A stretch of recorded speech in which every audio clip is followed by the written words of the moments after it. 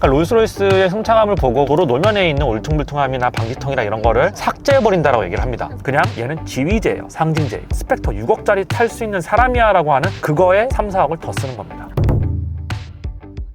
네, 오늘은 제가 스펙터를 시승하려고 나와 있는데요. 차주분께서 직접 차를 가지고 나인원으로 오셨습니다. 너무나 감사하고요. 제가 가야 되는데 오늘은 원래 현석이랑 시승하려고 했는데 걔가 너무 바빠가지고 저 혼자 시승을 하려고 하고 있고요. 롤스로이스에서 나온 최초의 풀 전기차거든요. 이게 가격도 엄청 비싸요. 기본 가격이 6억 2,200만 원이에요. 또 옵션을 넣으면 막 7억이 넘어가는데 이 차는 23인치 휠 옵션 하나 빼고는 옵션 안 넣었다고 해요. 스펙터는 이미 대부분의 필요한 옵션들은 다 이미 기본 내장이 돼 있고요. 그리고 스펙터에 들어가는 코치 라인이라든가 도어의 스타라이트 이런 것들이 다 별도 옵션이에요. 그런 것들이 옵션 가격이 어마어마하게 비싸요. 저기 외장 페인트에다 투톤 하는 거 있죠. 이렇게 투톤 4,600만 원인가 그래요. 옵션 하나가. 그리고 이 코치 라인 이렇게 그려주는 게 있거든요. 그거를 여기서부터 저기까지 하면 거의 1,000만 원 정도 하고 그렇습니다. 이 휠 옵션 23인치 휠 옵션인데 이게 스펙터의 상징 같은 존재라서 이거는 꼭 넣어야겠다 싶어가지고 요거 하나 옵션을 넣었습니다. 근데 이게 2,800인가 600인가 그래요. 이 휠 옵션 하나가. 그리고 이걸 안 넣으면 22인치 기본 휠이 들어가는데 그것도 나쁘지 않거든요. 근데 이게 스펙터의 또 상징 같은 거라서 이 옵션을 넣었다고 합니다. 롤스로이스는 대부분이 이 그릴에는 팡테온 그릴을 이렇게 쓰고 있고요. 그리고 이런 것들도 다 옵션으로 바꿀 수 있어요. 이걸 환희의 여신상이라고 하거든요. 문을 닫게 되면 얘가 들어가고요. 이런 것들도 옵션으로 뭐 금으로 바꾼다든가 은으로 바꾼다든가 다 옵션으로 가능해요. 가격이 말도 안 되게 비싸요. 이런 걸 바꾸시는 분들은 많이 없어요. 그래서 얘는 그냥 이렇게 알루미늄 아니면 이런 걸로 돼 있는데 여기에 불이 들어오게끔도 바꿀 수 있어요. 불이요? 그러니까 우리가 상상하는 거의 모든 게 다 돼요. 중동 부자들은 이거 다이아몬드로 바꾸기도 해요. 그런 식으로 옵션이 끝판왕은 또 롤스로이스라고 할 수 있어요. 앞에 디자인은 지금까지 롤스로이스가 채택했던 그 디자인 언어를 그대로 따르고 있고 거대한 세로형 그릴에 이 라이트가 좀 많이 바뀌었는데 이 라이트를 보면요. 스펙터에 처음으로 이렇게 라이트를 적용한 거거든요. 컬리넌도 그렇고 팬텀도 그렇고 고스트도 그렇고 대부분 다 이런 라이트를 쓰지 않았어요. 라이트를 하나로 묶어가지고 썼는데 얘는 두 개로 나눠놨습니다. 굉장히 웅장하죠. 이런 웅장한 느낌을 내려면 크기가 커야 돼요. 그래서 이게 쿠페형인데도 불구하고 길이가 5.45m예요. 그리고 전폭 2m 8cm입니다. 이게 4인승이고 쇼프 드리브는 탄 차도 아니고 뒷자리가 생각보다 좁아요. 근데도 불구하고 길이가 엄청 깁니다. 이 길이가 5.45m예요. 벤츠의 S580 마이바흐랑 거의 비슷한 길이거든요. 길어가지고 뒷자리가 굉장히 넓을 줄 알았는데 생각보다 뒷자리가 안 넓어요. 성인 남자가 타도 충분히 편하게 갈 수 있을 정도의 길이는 되는데 다리를 쭉 뻗어 간다든가 누워 간다든가 이런 길이가 안 나와요. 문을 열어보도록 할게요. 코치도어입니다. 이렇게 열리는 게 롤스로이스 전통인 코치도어인데 끝까지 연 거거든요. 엄청 길어요. 옆에 차가 따닥따닥 붙어있는 곳에서는 내리기 쉽지 않습니다. 근데 스펙터 정도를 탈 사람이면 굉장히 넓은 주차장을 가진 아파트에 살거나 그러라는 의미겠죠. 이게 5.45m인데 실내 공간이 되게 작아요. 운전석에 앉았을 때는 굉장히 넓은데요. 뒷자리에 앉았을 때 불편하진 않지만 되게 편하다라는 생각은 전혀 들지 않아요. 그러면 트렁크 공간이 넓어야겠죠. 제가 트렁크를 열어보고 깜짝 놀랐던 게 그렇게 넓지 않아요. 좁아요. 생각보다. 여기가 생각보다 많이 안 파져 있고요. 그리고 이쪽도 그렇게 넓지 않습니다. 전폭도 굉장히 큰 차고 길이도 굉장히 긴 차인데 트렁크 공간도 협소하고 뒷자리도 엄청 크지 않고 이 공간을 도대체 어떻게 쓴 거지라고 하는 생각은 좀 솔직히 들어요.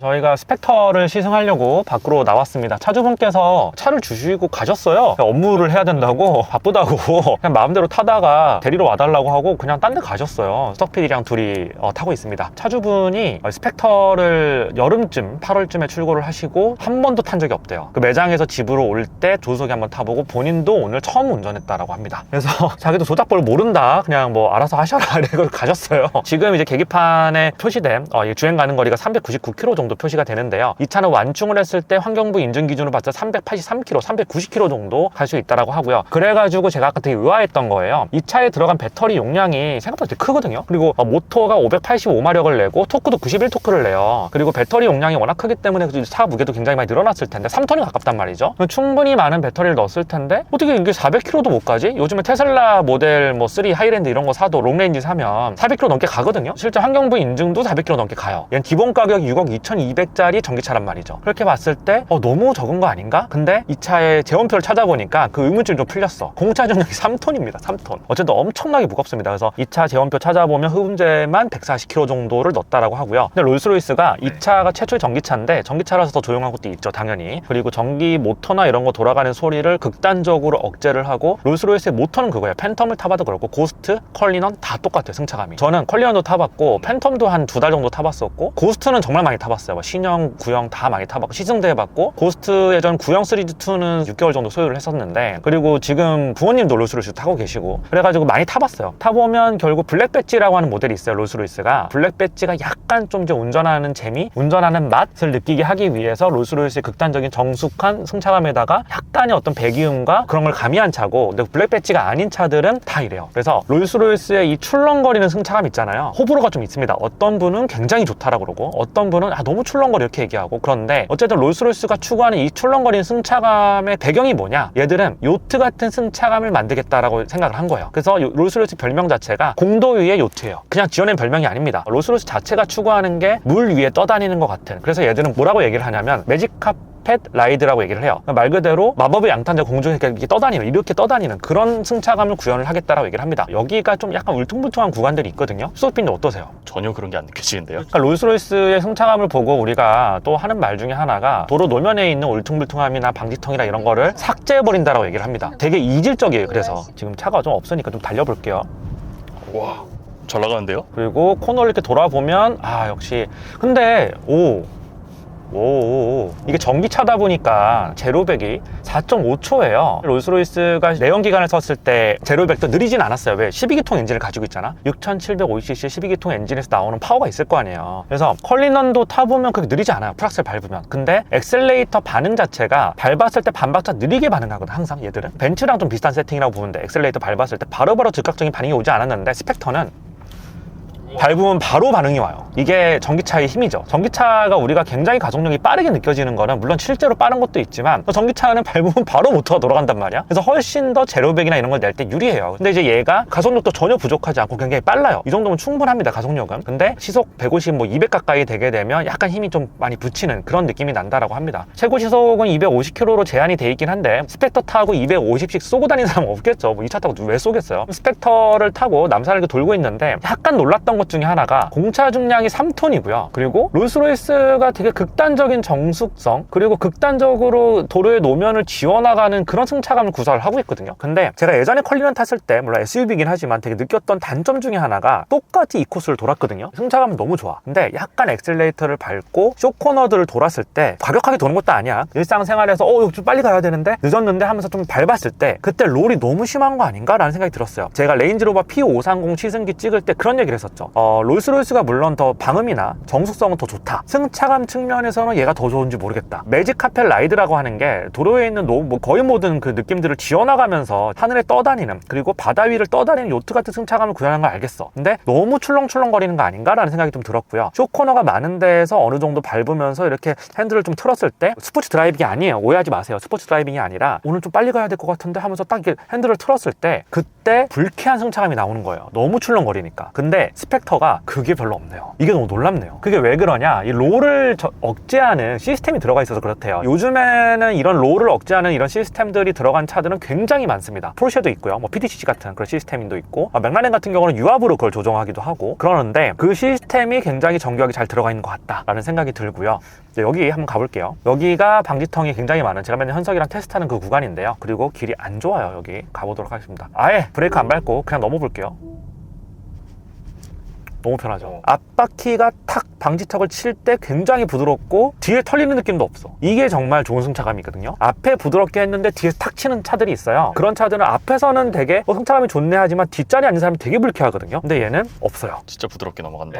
앞뒤도 굉장히 잘 잡아주고 롤링도 굉장히 잘 잡아줍니다. 근데 컬리넌도 팬텀도 이런 되게 좋은 승차감을 구사를 하는데 컬리넌 탔을 땐 유독 롤이 좀 심했던 것 같아. 신형 컬리넌 제가 안 타봤으니까 3G1에 있었던 컬리넌은 블랙 배지랑 다 타봤는데 컬리넌은 별론데라는 생각이 몇 번 들었거든요. 이런 데 지나갈 때. 근데 얘는 승차감 측면에서는 진짜 인상적이네요. 굉장히 인상적이네요. 차 폭은 좀 느껴지기 어떤 것 같으세요? 차폭 커요. 롤스로이스 팬텀만큼 크진 않은데 이 정도면 굉장히 큽니다. 그리고 길이가 워낙 길어서 뒤가 진짜 길어요. 이 차가. 스펙터는 차 길이에 비해서 내부 공간이 너무 좁아요. 이 창문 있죠. 이 창문. A필러가 좀 많이 누워있잖아요. 창문이 답답해요. 시야가 좀 답답합니다. 의자를 내가 너무 높였나 해가지고 의자를 좀 낮추려고 하고 있는데 있는데 지금 의자를 낮춘 거거든요. 근데도 시야가 좀 답답해요. 제가 앉은 키가 되게 큰 편이 아닌데, 그리고 여기 있죠. 현석이는 이거 좀 불편할 거야. 의자를 더 낮춰야 돼. 현석이는 이거 좀 불편할 거예요. 이 차가 엄청나게 큰 크기를 가지고 있음에도 불구하고 내부 공간감은 솔직히 좀 별로예요. 왜 이렇게 만들었지? 라는 생각이 들어요. 지금 저희가 이렇게 울퉁불퉁한 길을 계속 가고 있습니다. 브레이크도 밀리는 것도 크게 없는 것 같고, 물론 고속에선 좀 밀릴 것 같아요. 차가 워낙 무겁다 보니까 엄청 고성능의 브레이크를 쓰진 않을 테니까. 그리고 재밌는 게 얘가 전기차잖아요. 회생제동이 하나도 안 느껴져요. 이런 부분들 때문에 복합 연비를 좀 포기한 게 아닌가라는 생각도 솔직히 듭니다. 회생제동을 정말 고속에서 달리다가 엑셀을 뗐을 때, 이럴 때만 쓰고, 저속에서 회생제동이 적극적으로 개입을 하게 되면 승차감이 불쾌하거든요. 그래서 맨날 테슬라 뭐 타는 애들이 원 페달 드라이브 맨날 얘기를 하는데, 그것 때문에 사고도 많이 나고 실제 그 불편해요. 적응해야 되잖아. 적응해도 불편해요. 현석이도 불편하다고 얘기를 해요. 근데 얘는 타면서 한 번도 회생제동 느껴본 적 있어요? 지금 타면서? 아니요, 전혀 없었어요. 그래서 회생제동을 적극적으로 이제 저속에서 개입을 해서 계속해서 충전을 시켜주면서 가면 좀 더 주행 가는 거리가 늘어나지 않을까라는 내피셜적인 생각을 하는데, 뭐 정확하진 않습니다. 개인적인 생각이에요. 근데 내가 하나도 이걸 못 느꼈다라고 하는 거는 아마 이 세팅값에서 극상의 승차감이 얘들은 일단 우선이고, 주행 가는 거리 필요 없어. 그거는 우리가 배터리 다 때려 박아서 한 400km 정도 가게 만들 거야. 그리고 만약 회생제동을 적극적으로 만약에 개입을 해서 450km, 440km 이렇게 늘리는 것보다 승차감 좋은 게 그냥 얘들은 그 세팅값인 것 같아요. 그리고 롤스로이스는 재밌는 게, 스펙터는 드라이브 모드가 없어요. 스포츠 모드도 없고, 에코 모드, 뭐 노멀 모드 이런 게 없어요. 그냥 D 모드밖에 없어요. 이걸 뭘 얘기를 해주냐? 그냥 우리가 알아서 해줄게. 컴퓨터가 알아서 다 해줄게. 이런 거예요. 롤스로이스의 철학 자체가, 운전하는 사람이 뭐 모드를 바꾸고 뭐 밟고 뭐 이러지 마. 우리가 상황에 따라서 알아서 조정해 줄 테니까 그냥 타 너는. 이런 거예요. 그래서 얘들은 그런 모드를 안 둬요. 그냥 얘는 운전 재미는 1도 없는데, 방금 전 험난한 길을 다녔는데 방지턱이 많고 길이 안 좋네요라고 느끼지 못했죠. 이게 롤스로이스의 최고 장점입니다. 그리고 또 재밌는 거 하나, 남산길을 지나다니면서 수많은 차들이 우리 옆을 지나갔거든. 이 오토바이 소리 들려요? 살짝 들리죠. 살짝 옆에 지나갈 때만 되게 소리가 크거든요. 방음이 미쳤어. 외부를 완전히 차단해 버리는 거예요. 바깥 소리를 신경 써야 들리는 그 정도네요. 이런 점이 롤스로이스랑 일반 그냥 벤틀리 또는 레인지로버 같은 차들이랑의 격차예요. 이게 롤스로이스가 엄청난 기술력을 가지고 있어서 그런 게 아니라, 무식하게 그냥 다 때려 박으면 돼. 흡음재, 뭐 방음재 때려 박고, 문자가 엄청 두껍게 만들고, 뭐 유리도 두껍게 만들고, 방음에 대해서는 완벽하게 우리가 차단을 해주겠다, 이런 컨셉인 거죠. 한마디로 정리하면 바깥 세상과 안쪽 세상을 분리시키겠다. 이게 롤스로이스의 철학이에요. 그래서 노면에 있는 껄끄러움이나 울퉁불퉁함이나 방지턱이나 이런 걸 삭제해버리고, 매직 카펫 라이드라고 하는 별명처럼 공중을 떠다니는 것 같은, 세상의 도로를 밟고 지나가는 게 아닌 이 도로를 물로 만들어버리고 요트같이 출렁거리는 그 승차감을 만들어서 이질적인 느낌을 주고, 그리고 바깥 세상에 있는 소음이나 이런 거를 창문을 내리지 않는 이상 완벽하게 차단해주는, 이 내부 공간 안에서는 완벽하게 너만의 세계를 만들어주는, 그게 롤스로이스의 철학입니다. 그래서 운전이 더럽게 재미가 없습니다. 스펙터를 타도 정말 재미가 없습니다. 이건 쿠페형 차지만 정말 재미없어요. 제가 뭔가 이제 차 시승할 때 그런 얘기 많이 하잖아요. 이거 너무 재밌다. 그런 말이 필요가 없는 차예요. 의미가 없어요. 이 차는 그런 컨셉도 아니고 아무 의미가 없어요. 그리고 재미가 없어요. 달리고 싶은 마음도 안 듭니다. 욕구도 안 들어요. 그냥 이 차는 롤스로이스예요. 제가 스펙터를 타면서 좀 느꼈던 것 중에 하나가, 스펙터가 이제 기존에 있었던 컬리넌이나 뭐 고스트랑 약간 달랐던 점은, 요즘 신형 고스트 시리즈 2 같은 경우는 아마 그게 다 들어갔을 거예요. 그런 기술들이. 근데 그 전 모델하고 좀 달랐던 점은 롤이 좀 많이 억제가 돼 있다. 엑셀을 쫙 밟고 살짝 속도감이 있는 데에서 앞을 좀 눌러주고 핸들 돌렸을 때 롤링이 별로 안 느껴져요. 많이 안 느껴져요. 물론 느껴지긴 합니다. 이 공차 중량이 3톤이어서 물론 일반 차보다 좀 더 느껴지는데, 굉장히 이거를 전자식으로 잘 잡았구나라는 생각이 들고요. 그런 점 때문에 쇼코너가 많은 데서 운전했을 때도 전혀 불편함을 느끼지 못할 거예요. 컬리넌 같은 경우는 그런 점이 좀 불편했거든요. 근데 컬리넌 시리즈 2도 어떻게 나올지 모르겠어요. 시리즈 1은 그랬어요. 그리고 두 번째로, 너무나 정숙하고 너무나 승차감이 좋다. 나무랄 데가 없다. 근데 제가 이제 단점들이 좀 보이기 시작하는 게 뭐냐면, 이게 사실 일반 2, 3억짜리 차였으면 단점이 아니에요. 근데 이거는 7억짜리 차예요. 그렇기 때문에 단점이라고 얘기를 하는 건데요. 일단 이 시야가 너무 별로예요. 이거를 되게 멋지게 공기 저항 개수도 줄이고, 그리고 디자인도 굉장히 멋지게 뽑기 위해서 AP를 좀 많이 누워놨는데, 이건 럭셔리카란 말이에요. 굉장히 오랫동안 되게 멀리 가야 되는 럭셔리카예요. 그렇게 봤을 때 이 시야각은 사실 진짜 별로예요. 시트를 좀 낮추려고 좀 노력을 했는데도 안 돼요. 그리고 두 번째로 좀 별로인 점은 이거 보세요. 7억짜리 차인데 이거 BMW 거예요. BMW 거 똑같습니다. BMW iDrive에서 기존에 써왔던 거랑 똑같고요. 내비도 좀 구리고요. 솔직히 이거 팀앱을 썼다고 하는데, 이런 어떤 인터페이스가 7억짜리 차에 걸맞지 않고요. 그리고 이거 모니터 너무 작아요. 요즘에 다 전동화되고 안에 있는 이런 그래픽들도 굉장히 화려하고 화사하고 막 그렇단 말이에요. 그리고 시인성도 되게 좋아. 근데 얘는 이게 되게 구려. 이건 까야 돼. 7억짜리 차잖아. 이게 2, 3억짜리면 그냥 괜찮아. 근데 2, 3억짜리 S클래스 580 마이바에 들어간 것보다 구려요. 내비가 구리다는 얘기가 아니고 전체적인 인터페이스가 구리다는 거예요. 이게 뭐야 이게? 이게 뭡니까 이게? 구리잖아. BMW 쓰는 것보다는 좀 특화해서 다르게 만들어줘야지. 이거는 구립니다. 전혀 고급스러운 느낌도 안 들고, 모니터 너무 작아. 이 차에 어울리지 않는다. 이런 디지털 기기들이. 7 시리즈보다도 구려요. 신형 7 시리즈 i7 들어간 거 보세요. 얼마나 쌈박한데.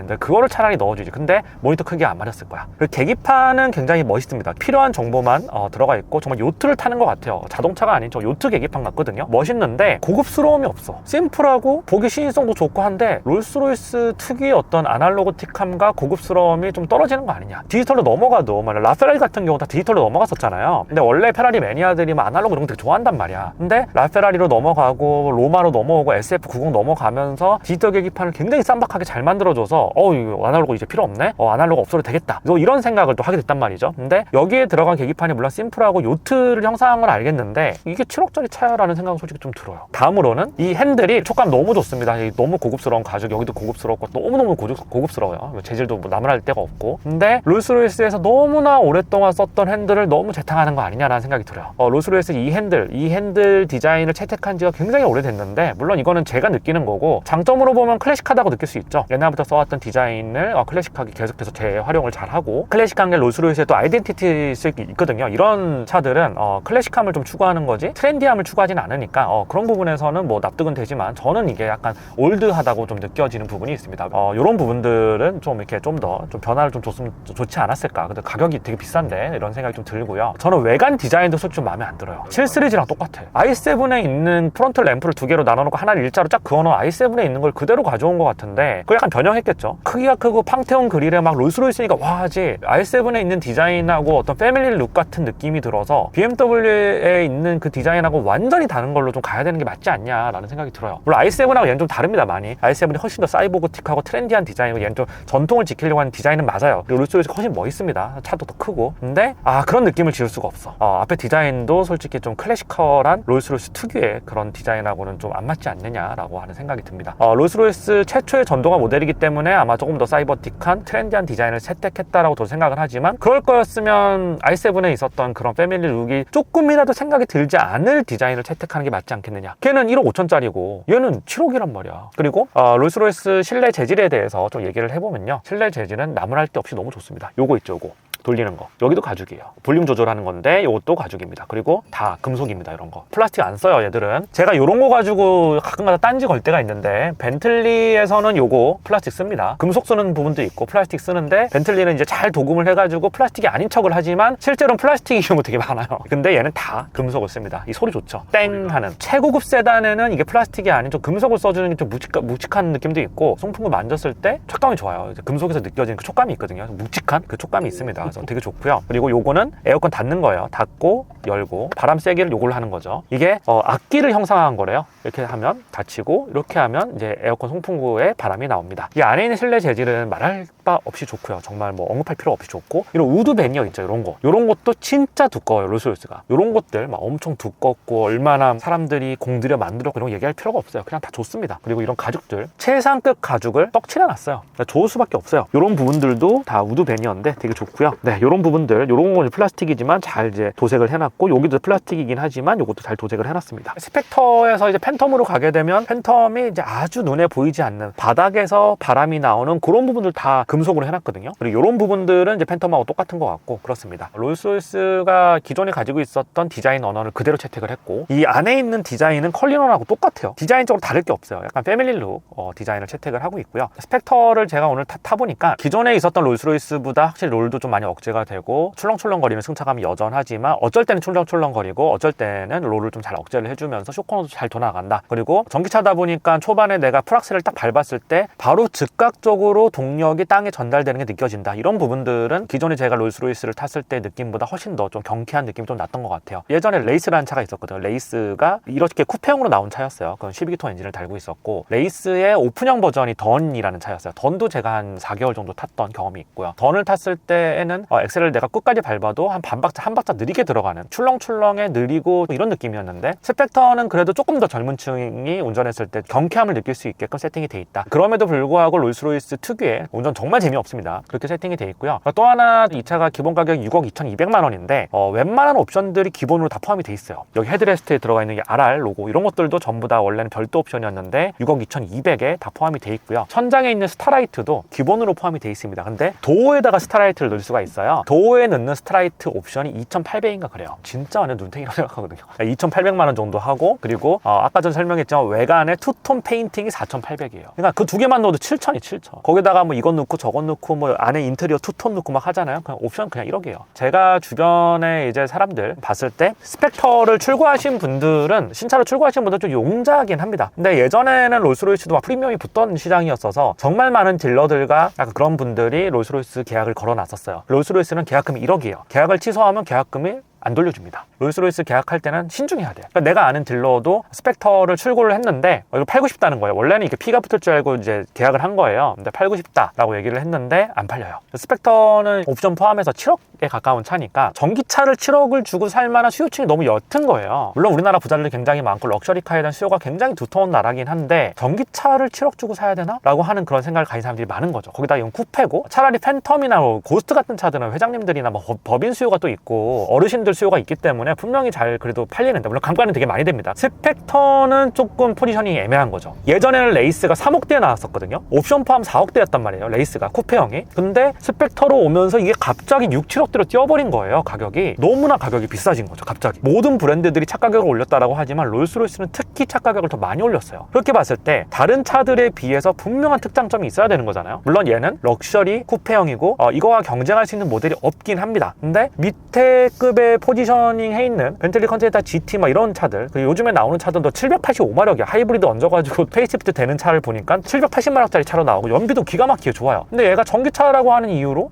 운전이 뭐 재밌는 것도 아니고, 그렇다고 가속력이 엄청 빠른 것도 아니고, 공차 정량도 엄청 무겁고, 기존의 롤스로이스가 가지고 있는 승차감 그대로고, 특장점이 있을까라고 생각을 해보면 기술적으로 특장점을 만들 수 있는 부분이 사실 없거든요. 전기차 기술이 BMW가 어마어마하게 앞서 있는 것도 아니고, 그리고 BMW i7에 들어가 있는 그런 어떤 기술들을 그대로 여기다 넣어준 것 뿐인데, 고급 내장재와 롤스로이스가 자체 제작한 세시, 그리고 엄청나게 많은 흡음재, 방음재 이런 걸 통해서 외부 세계와 차단하고 굉장히 조용한 차를 만들었는데 가격표가 7억인 거예요. 근데 사실 이거의 베이스가 되는 전동이잖아요. 배터리, 뭐 모터 기술 이런 것들은 다 2억대 차에 들어가는 거란 말이에요. 그렇게 봤을 때 2억대 차에 들어가는 기술들을 가지고 넣어놓고 가격을 5억을 더 받으려고 하면 이제 여러 가지 재질이라든가 뭐 브랜드 네임밸류라든가 이런 걸로 더 받아야 되는데, 그거에 대한 수요가 그렇게 많지 않다라고 하는 거죠. 스펙터가 7억 정도에 출고된 차들을 보면 감가가 1억이 돼도 잘 안 팔려요. 거의 안 탄 차인데도 안 팔려요. 근데 이걸 신차로 출고하시는 분들은 감가를 신경 크게 안 쓰실 거예요. 6, 7억 정도의 돈을 주고 세단도 아니고 가정용 차도 아니고 법인 차도 아니고 그냥 내가 쿠페형으로 내가 그냥 멋지게 타고 싶은데, 나 돈 많은데, 나